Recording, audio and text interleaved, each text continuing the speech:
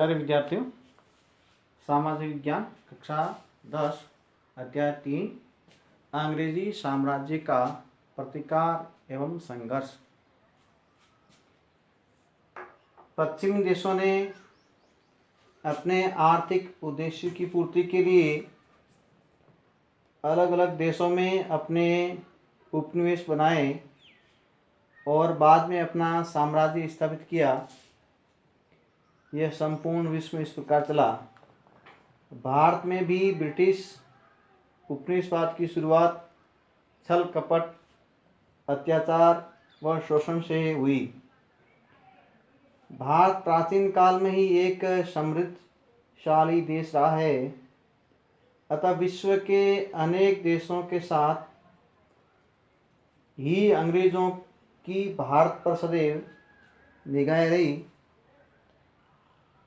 अंग्रेज व्यापारी बनकर के भारत में आए और अंग्रेजी शासन स्थापित कर दिया। तो इस प्रकार से उनका साम्राज्य विस्तार होता है।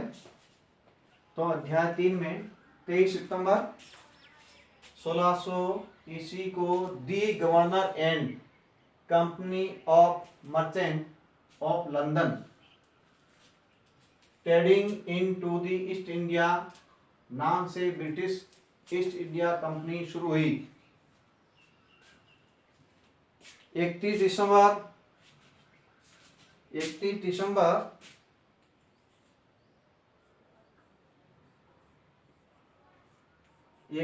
दिसंबर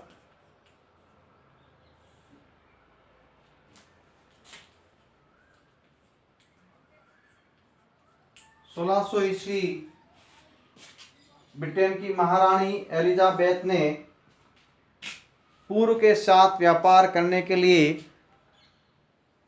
इस the governor and company of merchant of London trading in to the East India British East India company को पूर्व के देशों के साथ व्यापार करने का अधिकार पत्र प्रदान किया।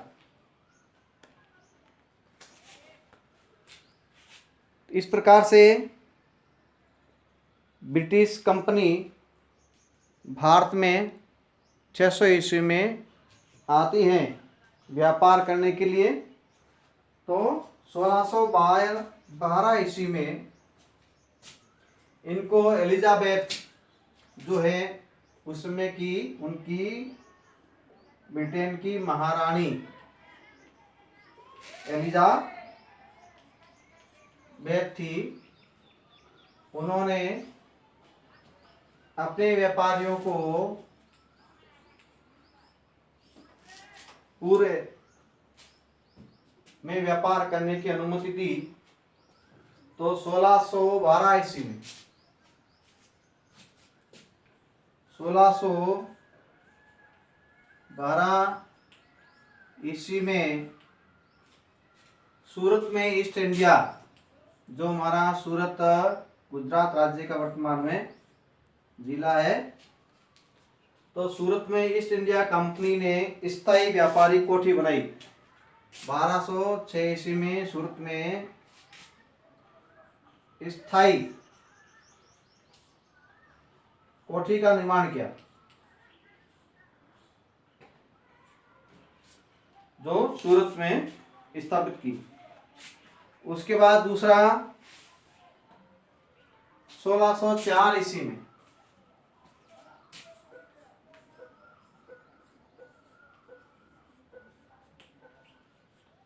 1604 ईस्वी में कंपनी ने मद्रास, जो वर्तमान चेन्नई मद्रास कहते हैं, मद्रास जो वर्तमान में चेन्नई, वहां पर भी उन्होंने एक किले का निर्माण किया, फोर्ट सेंट जॉर्ज। यहाँ पे उन्होंने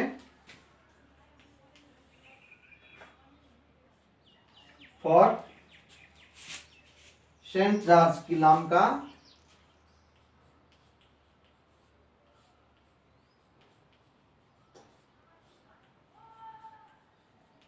नामक किले का निर्माण किया।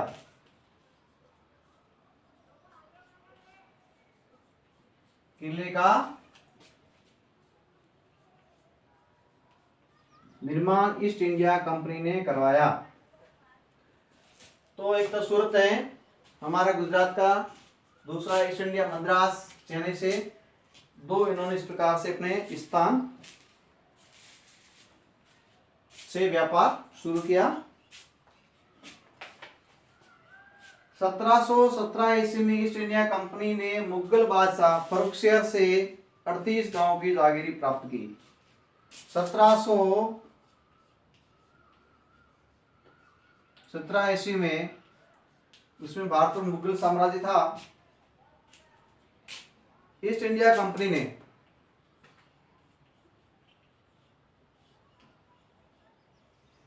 ईस्ट इंडिया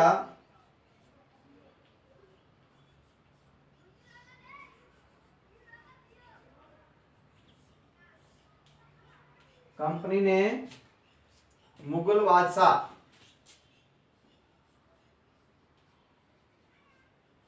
उस समय थे मुगल बादशाह फर्रुखसियर,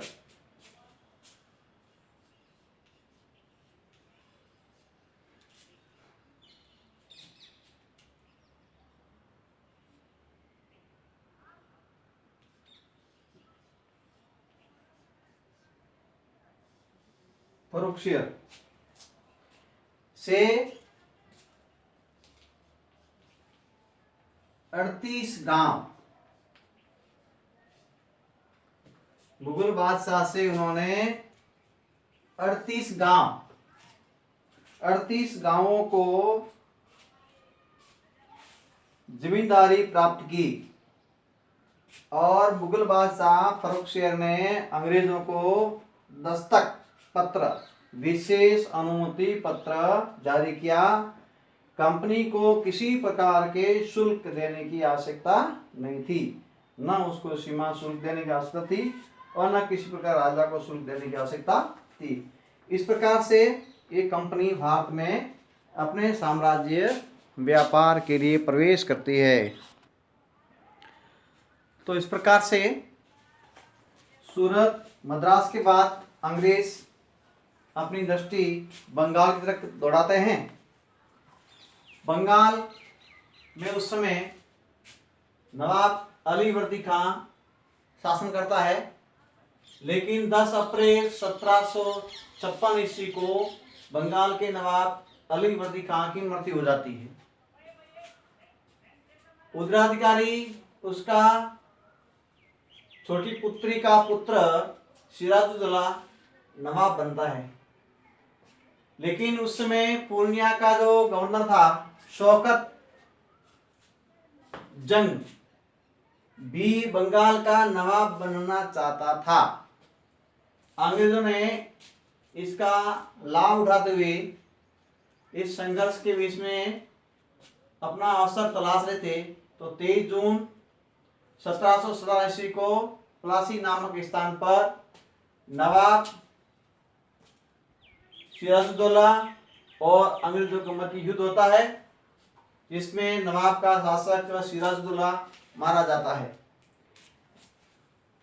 अंग्रेज बंगाल का नवाब सिराजुद्दौला के स्थान पर मीर जाफर को बनाते हैं। सिराजुद्दौला मारा जाता है तो अंग्रेज विजय होते हैं। तो मीर जाफर को अंग्रेज अपना बंगाल का नवाब बनाते हैं। बंगाल में अंग्रेजी साम्राज्य स्थापित हो जाता है।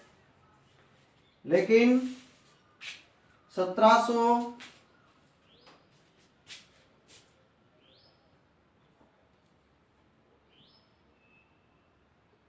1760 ईस्वी में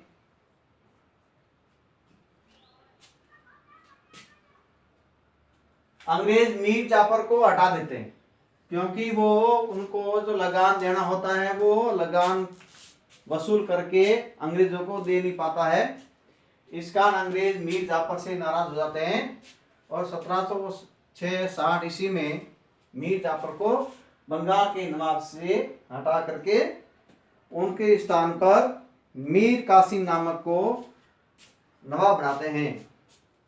इनको हटा करके मीर कासिम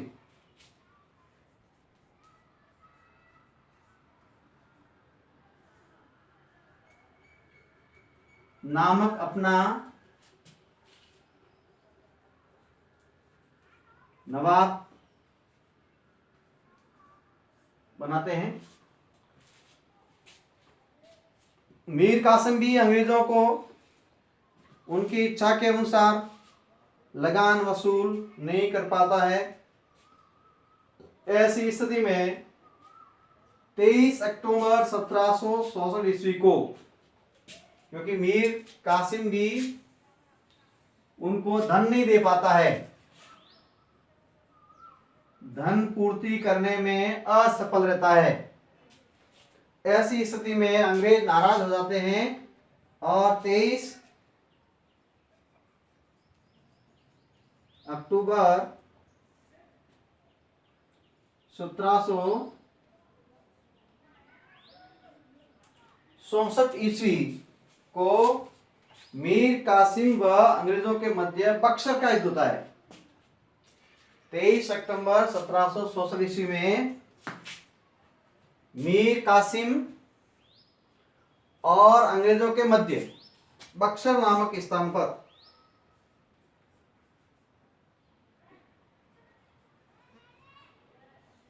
बक्सर नामक स्थान पर युद्ध होता है।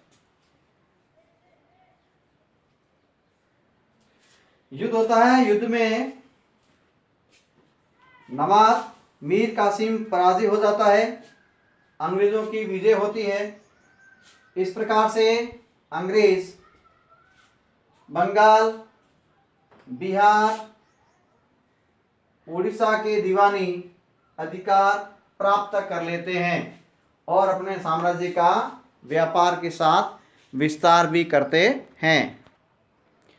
तो इस प्रकार से बंगाल के पश्चात अंग्रेज अपना ध्यान मराठा कर देता है, क्योंकि 14 जनवरी 1761 ईस्वी में पानीपत के तरती युद्ध में मराठों की पराजय होती है और मराठों की शक्ति कमजोर हो जाती है। उसका लाभ उठाने के लिए अंग्रेज पूरे भारत में अपना साम्राज्य स्थापित करने के लिए वो कुछ अवसर ढूंढते हैं। इतने में 1772 ईस्वी में मराठा पेशवा, उसमें माधवराव की मृत्यु हो जाती है। किसी शासक की मृत्यु होने पर उस परिवार के सदस्य शासक बनने के लिए आपसे संघर्ष कर पड़ते हैं और ऐसा ही होता है कि जो आपस में संघर्ष चल पड़ता है, उस संघर्ष के कारण अंग्रेज उसका लाभ उठाते हैं। विदेशी लोगों ने उसका पूरा फायदा उठाया। तो 1772 ईस्वी में मराठा सरदार पेशवा माधवराव की मृत्यु हुई तो उनके भाई नारायण पेशवा बनते हैं, लेकिन माधवराव के भाई और नारायण के चाचा जी रघुनाथ राव ये भी पेशवा बनना चाहते हैं। अब इन रघुनाथ पेशवा बनने के लिए अंग्रेजों के पास चले जाते हैं। अंग्रेज उनको विश्वास दिलाते हैं कि हम तुम्हें मदद करेंगे और हम तुम्हें पेशवा बनाएंगे। अंग्रेज व रघुनाथ राव के मध्य 6 मार्च 1775 ईस्वी में सूरत में एक संधि होती है, जो सूरत की संधि के नाम से जाना जाता है। तो सूरत की संधि किसके मध्य हुई? तो सूरत की संधि अंग्रेजों और रघुनाथ राव के मध्य में हुई। कब हुई? 6 मार्च 1775 ईस्वी को हुई। रघुनाथ राव को पेशवा बनने में अंग्रेज उनकी मदद करेंगे, सहायता करेंगे और पेशवा बनने के बाद रघुनाथ राव अंग्रेजों को बेसिन, सालसेट व सूरत की लगान का आधा भाग अंग्रेजों को देंगे। इस प्रकार से ये दोनों के बीच में संघर्ष शुरू हो जाते हैं और इस फूट का लाभ अंग्रेज उठाते हैं। तो इस प्रकार से अंग्रेजों ने अपने साथ रघुनाथ राव को लेकर के मराठा सरदार से, मराठा पेशवा से उनका संघर्ष होता है और ये 1775 ईस्वी से 1782 ईस्वी तक 7 वर्ष तक संघर्ष चलता है। ब्रिटिश सेना एक तरफ है, संगठित मराठा सेना दूसरी तरफ है, दोनों के मध्य संघर्ष होता है। तो मराठा सेना विजयी रहती है, अंग्रेज परास्त हो जाते हैं और अंग्रेजों की हार हो जाती है। तो 29 जनवरी 1799 ईस्वी में बड़गांव की अपमानजनक संधि अंग्रेजों को करनी पड़ती है। प्रसिद्ध है कि बड़गांव की संधि कब हुई, बड़गांव की संधि किसके मध्य हुई। तो बड़गांव की संधि 29 जनवरी 1799 ईस्वी में अंग्रेजों और मराठों के मध्य हुई थी। इसमें अंग्रेज हार गए थे, अंग्रेज परास्त हो गए थे। जो अंग्रेजों ने पहले प्रदेश जीते थे वो संधि के तहत सारे मराठों को वापस लौटाने पड़े और जो अंग्रेज रघुनाथ राव की मदद करना चाहते थे, रघुनाथ राव को पूना सरदार के हवाले करना पड़ा और मराठों को युद्ध में जो हरजाना हुआ वो हरजाना के रूप में 41,000 रुपये अंग्रेजों को मराठों को देने पड़े। तो इस प्रकार से ये मराठों को बड़गांव की संधि अपमानजनक संधि का सामना करना पड़ा और ऐसी कल्पना अंग्रेजों को नहीं थी। ऐसा उनकी पराजय होने के बाद उनको अपमानजनक संधि से अपना हरजाना लौटाना और माधव राव रघुनाथ राव को दरबार के हवाले करना पड़ा था। लेकिन अंग्रेज यहाँ रुकने वाले नहीं हैं। तो इस प्रकार से एक प्रश्न बनता है, बड़गांव की संधि कब व किसके मध्य हुई। ये अपने भैया बहनों को इस प्रश्न को हल करना है। द्वितीय अंग्रेज मराठा संघर्ष 1802 ईस्वी से 1805 ईस्वी तक चला। संघर्ष के कई कारण हैं, उसमें से मुख्य कारण था लॉर्ड वेलेस्ली की साम्राज्यवादी महत्वाकांक्षा व मराठा सरदार मराठा पेशवा का आपसी फूट।